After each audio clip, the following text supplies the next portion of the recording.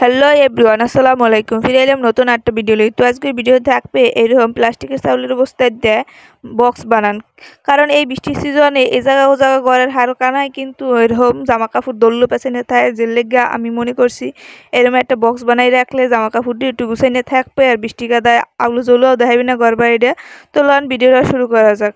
তো দেখেন আমি কিন্তু এই জায়গায় বস্তাটা লম্বা মাপ লইছি 32 ইঞ্চি আর এইটা স্যাপডের মাপ হয়েছে 21.5 ইঞ্চি। তো এরপর এইটা সোজা হয়ে রাখে এরকম লাগবে একটা টুকরা কাপড়। তো আমি এই জায়গায় লইছি একটা পুরান ওলনা, এই সাইজের একটা পুরান ওলনা কাটতে আমি কিন্তু লইছি। তো এইটারে এরকম উপরে দিয়ে বহাইয়ে কিন্তু চারি কোনায় সেলাই করে দিবে। তো দেখেন এই কোনায় দিয়েও সেলাই করতে হইবে এবং এই কোনায় দিয়েও কিন্তু সেলাই করে লইতে হইবে।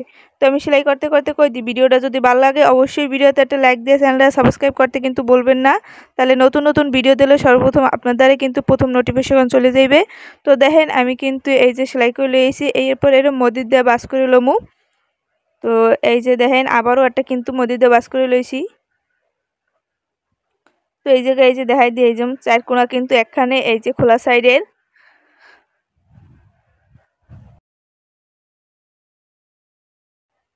তো এরপর এই যে এটা কোনাটা ঠিকঠাক করে দেন আমি কিন্তু ঠিক করে লইতেছি, কারণ এই জায়গাতে মোড়ে আউলনি বাউলনি থাকলে কিন্তু কাটা ঠিক হইবে না। তো এরপর এই যে 7 ইঞ্চি লম্বা লইয়ে কিন্তু এই যে আমি দাগাই লইছি। তো স্যাপডাই আমি 7 ইঞ্চি হয়ে কিন্তু দাগাই লমু। তো দেখেন আমি কিন্তু 7 ইঞ্চিতেই কিন্তু এই যে দাগাই লইতেছি।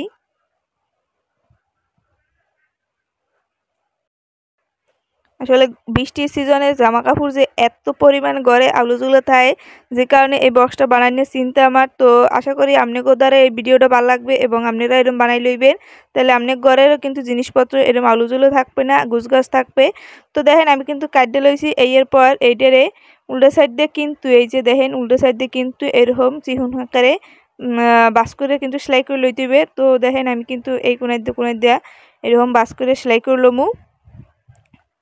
মোট এই যে চাইরো কোনায় কিন্তু সেলাই করে লইতে হইবে।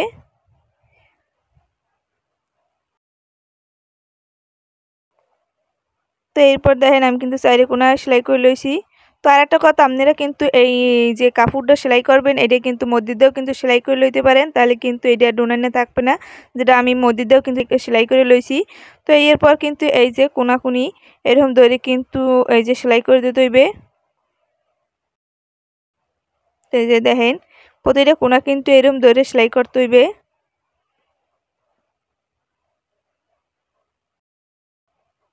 তো আবারও কইতি, ভিডিওটা ভালো লাগলে অবশ্যই ভিডিওতে একটা লাইক দিয়ে চ্যানেলটা সাবস্ক্রাইব করে যাইবেন।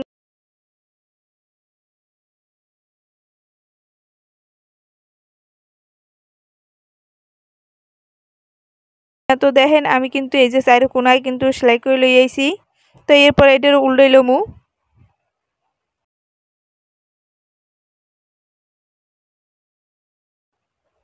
তো দেখেন এই যে উল্টাই লইছি কিন্তু।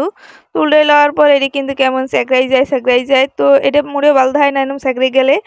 তো এর লেগে আমরা যেটা করবো, প্রথমে এরকম দুইটা আগে হাতল বানাই লমু, যেটার লেগে কিন্তু এরকম 1.5 ইঞ্চি পরিমাণে কিন্তু বস্তা কাটতে লইছি। আর এর একটু বেশি কিন্তু আমি এরকম কালা কাপড় কাটতে লইছি। তো এটা লম্বার মাপ আছে কিন্তু 15 ইঞ্চি। তো এটারে কিন্তু এরকম দিয়া এই যে দেখেন পাইপিন আকারে কিন্তু সেলাই করে দিতে হবে। তো দোনোটাই কিন্তু এরকম পাইপিন আকারে কিন্তু সেলাই করে লইতে হবে। এই যে দেখেন এরকম বাস করিয়া।